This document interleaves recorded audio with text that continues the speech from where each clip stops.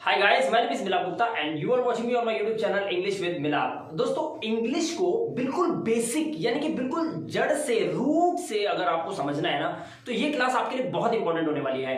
काफी ऐसे स्टूडेंट्स हैं उन जिनके लिए मैंने ये वीडियो को डेडिकेट किया है, जो कि इंग्लिश को आज से अभी से शुरू करना चाहते हैं और उनके अंदर एक ख्वाहिश और होती है, वो ये होती है कि कोई ऐसा टीचर मिल जाए जो बिल्कुल ना जीरो से हमें इंग्लिश को सिखाना शुरू करे। तो ये वीडियो बिल्कुल आपके काम की है। वीडियो को पूरा एंड तक जरूर देखिएगा और चैनल पे पहली बार आए तो सब्सक्राइब कर लीजिएगा, क्योंकि मैं लगातार सीरीज में ऐसी वीडियोस आप लोगों के लिए लेकर आने वाला हूं जिसमें आप एक एक करके स्टेप बाय स्टेप इंग्लिश को बिल्कुल जड़ से समझेंगे। बिल्कुल रूट कॉज आपको पता चलेगा कि इंग्लिश क्यों लोग जल्दी नहीं सीख पाते। और हम इस 1.5 से 2 महीने के अंदर अंदर आपको इतनी सारी वीडियोस इस प्लेटफॉर्म पे देने वाले हैं यूट्यूब के, जहां पर आपकी इंग्लिश हो जाएगी धुआंधार। तो चलिए क्लास को शुरू करते हैं और सबसे पहले मैं आपको बताता हूं कि इंग्लिश की शुरुआत कैसे करें और सबसे पहली चीज क्या है जो आपको पता होनी चाहिए। तो देखिए, यहां पर हमने लिखा है इंग्लिश स्पीकिंग कोर्स क्लास 1 और बेसिक्स लिखा हुआ है मैंने यहाँ पर। बेसिक्स का मतलब क्या होता है? बेसिक्स का मतलब होता है जिस भी चीज का आप निर्माण कर रहे हैं, जिस भी चीज को आप बना रहे हैं, जिस भी चीज को अपने माइंड के अंदर डेवलप कर रहे हैं, आपको उसका बेस पता होना चाहिए। अगर आपको बेस पता है तो आप काम कर जाएंगे, आपकी ट्रिक काम कर जाएगी। और कई बार तो ऐसा भी होता है कि आप मेहनत तो लगातार कर रहे हैं, पिछले 6 साल से 7 साल से कितनी सारी इंग्लिश की बुक्स आपने पढ़ ली, लेकिन अभी तक इंग्लिश बोलनी नहीं आई।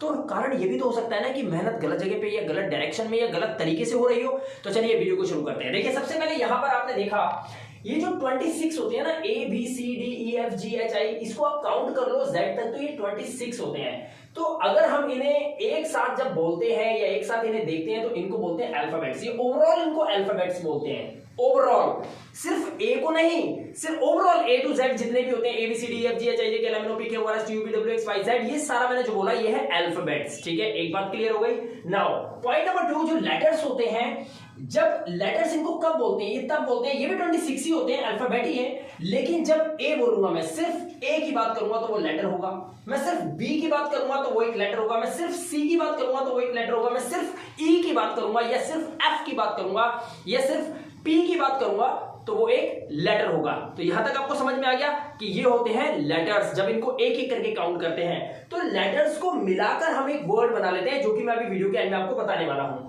यहां तक क्लियर हो गया? ओके, इसके बाद अब आती है बारी हमारी कॉन्सोनेंट्स की। हमारे 21 कॉन्सोनेंट्स होते हैं। अब आप कहोगे सर कॉन्सोनेंट्स क्या होते हैं? जी हां, बिल्कुल समझने वाली बात है।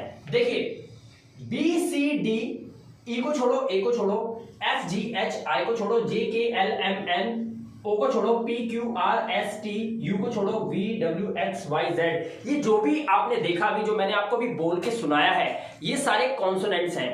सिर्फ 5 होते हैं वाउल्स, और वो वाउल्स को अगर आप हटा दो एबीसीडी में से, तो आप वाउल्स को अगर हटा देंगे तो बाकी जो भी बचेगा 21 आपके लेटर्स बचते हैं, और ये होते हैं आपके कॉन्सोनेंट्स। इनको कॉन्सोनेंट्स बोलते हैं इंग्लिश के अंदर। ठीक है, चाहे आप कोई भी यूट्यूब पे वीडियो देखेंगे तो कम से कम कॉन्सोनेंट की जब बात होगी तो आपके माइंड में एक तरीका बन जाएगा, एक समझने का तरीका बन जाएगा, एक नजरिया बन जाएगा आपके अंदर माइंड में कि हाँ, कॉन्सोनेंट मतलब वो होता है जिसमें कि ए ई आई ओ यू ना आए, तो बाकी जो भी आपके लेटर्स बचते हैं वो होते हैं कॉन्सोनेंट्स। ठीक है, तो आपके ये कॉन्सोनेंट्स हो गए जो आप देख रहे हैं यहाँ पे ब्लू से लिखा हुआ है, ब्लू पेन से लिखा हुआ है। लेकिन जो रेड में आप देख रहे हो ना, बीच बीच में आ रहे हैं, ये जो 5, सिर्फ 5, ये पंजा याद रखना, ये 5 सिर्फ यही होते हैं हमारे वाउल्स। ठीक है, ये होते हैं वाउल्स।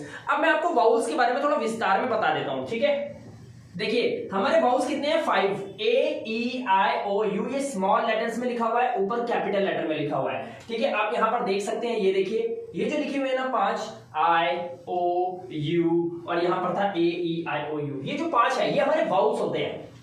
अब आपको क्या समझाना है मुझे, ध्यान से देखो।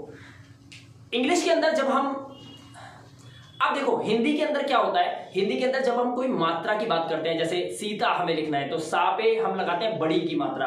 अगर मुझे बोलना है किरण तो का पे छोटी की मात्रा लगाते हैं। तो जो ई का साउंड आता है, आ ई उ ऊ ए, याद करो आपने हिंदी में ये सीखा है जब आप इतने से थे ना, जब छोटे से थे तब आपने ये सीखा था, आपने इस तरह के साउंड को सीखा हुआ है। और यही जो साउंड होते हैं, जो मात्राएं होती हैं हमारी, यही मात्राएं इंग्लिश में काम आती हैं। जब आप इंग्लिश में कोई सेंटेंस बनाते हो या कोई वर्ड बनाते हो तो इनको मिलाकर ही आप काम करते हो। फॉर एग्जाम्पल, अगर मुझे लिखना है राम, तो अब जरा यहां पर ध्यान देखो, अगर मान लो मुझे राम लिखना है तो मैं रा पे आर का डंडा लगा के मां लिख देता हूं। लेकिन यहां पर देखो, ये जो आर है ना, ये जो रा है, रा, ये रा हो जाता है आर। और ये जो आ का डंडा है ये हो जाता है आ का साउंड, तो आ, तो हमारा एक वाउल यूज हुआ यहाँ पर, देखो रा। उसके बाद हम लिखते हैं अपना माँ के लिए एम, तो ये हमारा एक वर्ड बन गया राम। ये हम इस तरह से वर्ड्स को बना लेते हैं, मैंने जस्ट एक एग्जांपल आपको बताया है। तो ऐसे ही इंग्लिश में आप साउंड्स को समझने के बाद किसी भी वर्ड को सुनने के बाद उसकी स्पेलिंग का आइडिया लगा सकते हो। कुछ चीजें तो होती हैं जो एक्सेप्शनल केसेस है जिनको आपको याद करना पड़ेगा, लेकिन काफी हद तक आपको ये ट्रिक्स काम आने वाली है। 90% तो ये ट्रिक्स काम आएगी, 10% इंग्लिश को थोड़ा सा आपको रटना भी पड़ता है, क्योंकि रटने की भी चीजें वहां पर है, मौजूद है। अब देखो, मान लो मेरे को बोलना है रोहन बाजार जाता है, तो मेरे को रोहन बाजार जाता है हिंदी में तो लिखना आता है, क्योंकि आप भी जानते हो मैं भी जानता हूं, लेकिन इंग्लिश में इसे कैसे लिखेंगे, तो इसके लिए हमें वर्ड्स भी याद करने पड़ते हैं। और जब वर्ड्स याद करोगे या वर्ड्स को लिखोगे, बोलोगे, तब भी आपको वाउल्स और कॉन्सोनेंट का ही ध्यान रखना पड़ेगा। एग्जांपल देखते हैं, मेरे को बोलना है रोहन बाजार जाता है, तो मैं कैसे लिखूंगा? सबसे पहले मैं रोहन की स्पेलिंग लिखूंगा, रोहन। तो यहां पर आप देख सकते हो मैंने यहां पर कॉन्सोनेंट यूज करा, यहां पे वाउल यूज करा, फिर कॉन्सोनेंट, फिर वाउल, फिर कॉन्सोनेंट यूज करा, राइट। तो मैंने लिखा रोहन। अब बाजार जाता है, तो मैं यहां पर क्या लगाऊंगा? जाने की इंग्लिश लगाऊंगा गो। गो के साथ मेरे को लगाना है ईएस, क्योंकि ये ग्रामर का रूल है। जैसे जैसे आप आगे जुड़ते जाओगे हमारी क्लासेस के अंदर, आपको सब कुछ पता चलता जाएगा। तो रोहन गोज कहां जाता है? टू, किधर? मार्केट। बाजार को इंग्लिश में क्या बोलते हैं? मार्केट। तो मैं लिखूंगा यहाँ पे मार्केट। अब मैंने मार्केट जब लिखा तो मार्केट के अंदर देखो अब कितने सारे वाउल्स और कॉन्सोनेंट इसके अंदर आप खुद देख सकते हो। देखो 1 2 3 4, ये उसके बाद एक ये रहा, उसके बाद ए, और उसके बाद ये रहा ई। तो आप देख सकते हो यहाँ पर कितने सारे हमने वाउल यूज किए हैं, और इसके अलावा जो भी देख सकते हो वो कॉन्सोनेंट है। यानी कि ओवरऑल हम ये तो मान सकते हैं कि किसी भी वर्ड को, किसी भी सेंटेंस को, किसी भी पैराग्राफ को लिखने के लिए इंग्लिश में ओवरऑल कॉन्सोनेंट और वाउल की जरूरत है। तो वाउल को सीख लो ना, रट लो ना तुम इनको आज इस वीडियो के अंदर।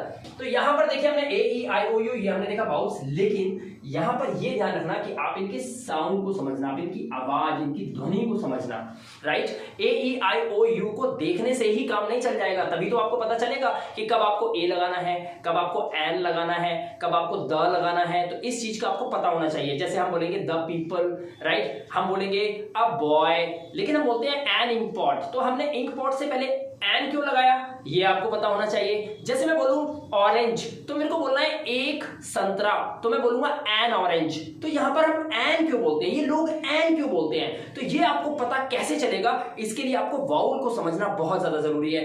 जैसे जैसे वीडियोस आगे बढ़ती जाएंगी, आप मेरे साथ इस चैनल पे जुड़ते जाएंगे, आप तमाम इंग्लिश के रूल्स ना मेरी तरह भी परफेक्टली सीख जाओगे, ठीक है। तो सबसे पहले आपको ये पता चल गया।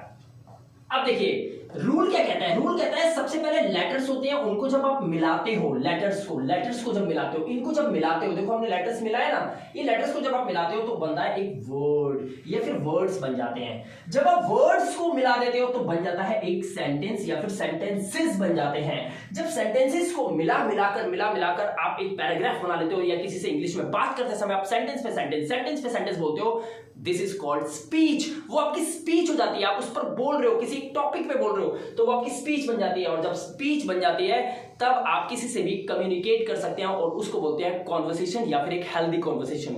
और एक हेल्दी कॉन्वर्सेशन तभी होती है जब सामने वाला जो पूछे उसको आप पूरा सेटिस्फाई कर दो अपने आंसर के साथ। तो इसके लिए आपको इंग्लिश का बेस आना बहुत जरूरी है। तो दोस्तों आज आपने इतना तो सीख ही लिया होगा कि अल्फाबेट्स किसे कहते हैं, लेटर्स, कॉन्सोनेंट्स, वाउल्स, और ये रूल कैसे काम करता है।